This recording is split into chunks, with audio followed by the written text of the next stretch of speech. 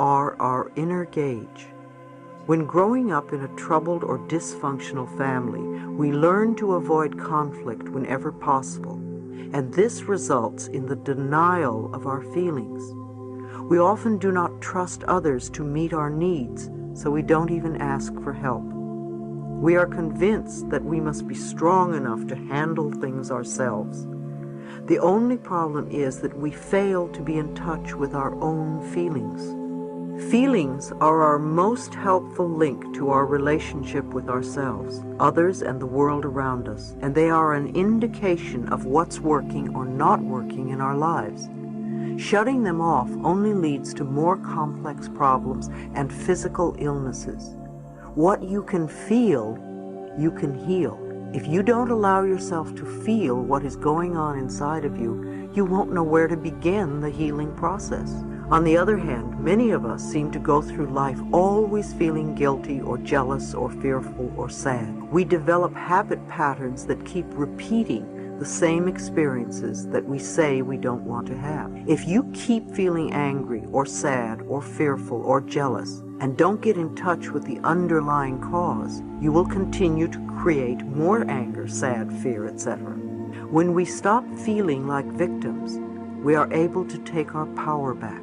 We must be willing to learn the lesson so the problem can disappear. When we trust the process of life and our spiritual connection with the universe, we can dissolve our angers and fears as soon as they appear.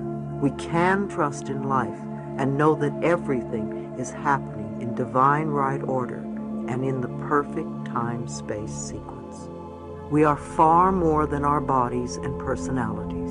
The inner spirit is always beautiful and lovable, no matter how our outer appearances may change. The pain of death. It's wonderful to be positive. It's also wonderful to acknowledge what you are feeling. Nature has given you feelings to get you through certain experiences, and to deny them causes more pain. Remember, death is not a failure. Everyone dies.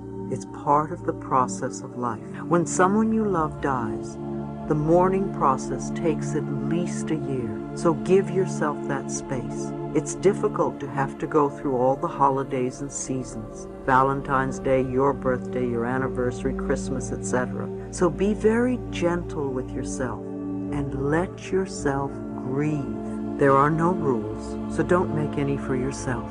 It's also okay to get angry and have hysterics when someone dies. You can't pretend it doesn't hurt. You want to give your feelings an outlet.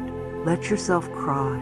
Look in the mirror and scream, "It isn't fair," or whatever you feel inside. Again, let it out. Otherwise, you will create problems for your body.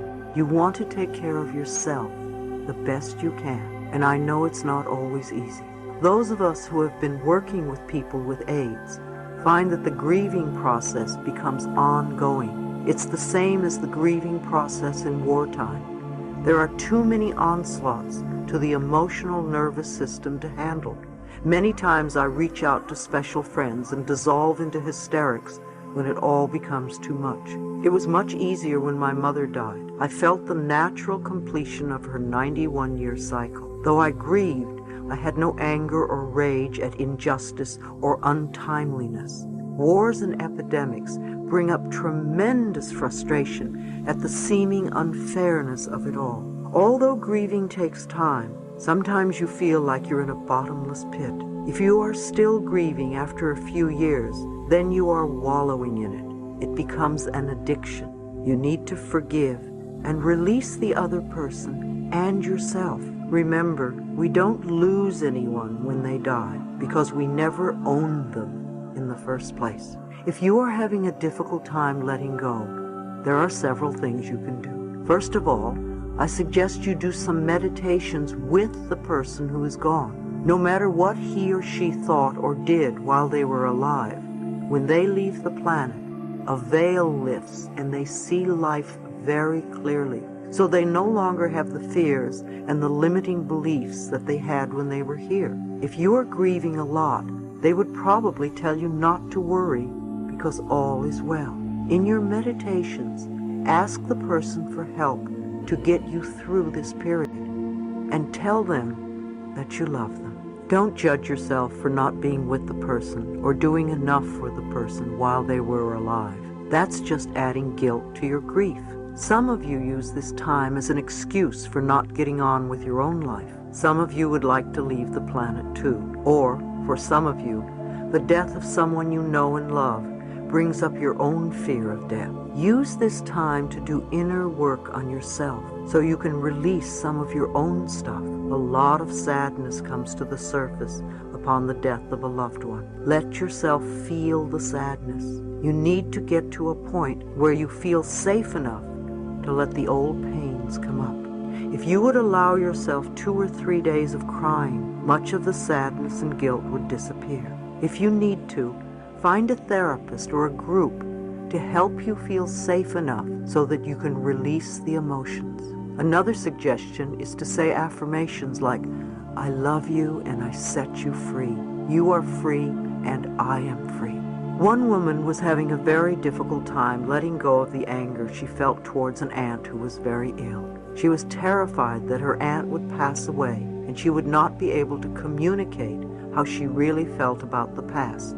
She didn't want to speak with the aunt because she felt all choked up inside. I suggested to her that she work with a therapist, for one-on-one work can be so helpful. When we are stuck in any area, it is an act of love for ourselves to reach out for help. There are many types of therapists all over who are experienced in these situations. You don't need to go for a long time, just a short while, so that you can get through your difficult period.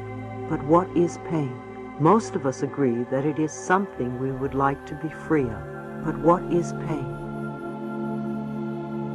Most of us agree that it is something we would like to be free of. Let's look at what we can learn from it. Where does it come from? What is it trying to tell us? The dictionary defines pain as an unpleasant or distressing sensation due to bodily injury or disorder, as well as a mental or emotional suffering or torment. Since pain is an outgrowth of both mental and physical dis-ease, it is clear that both the mind and the body are susceptible to it. I recently saw a wonderful example as I watched 2 little girls playing in a park. The first child raised her hand to playfully slap her friend on the arm. Before she was able to connect, the other little girl said, "Ow!" And the first little girl looked at her and said, "Why did you say ow? I haven't even touched you yet." To which her friend quickly replied, "Well, I knew it was going to hurt." In this instant, the mental pain presumed the expected physical pain. Pain comes to us in many forms: a scratch, a bump, a bruise, dis-ease, uneasy sleep, a threat, a knotty feeling in your stomach, a numbing sensation in your arm or leg. Sometimes it hurts a lot, sometimes only a little, but we know it's there. In most cases, it's trying to tell us something. At times, the message is obvious. A sour stomach experienced during the work week, but not on the weekend, may indicate a need for an attitude change or for a job change. And many of us know the significance of the pain that occurs after a night of excessive drinking. Whatever the message, we must remember that the human body is a wonderfully constructed piece of machinery. It tells us that there are problems, but only if we are willing to listen. Unfortunately, many of us do not take or make the time to listen. Pain is actually one of the body's last resort messages to tell us that something is wrong in our lives. We are really off track somewhere.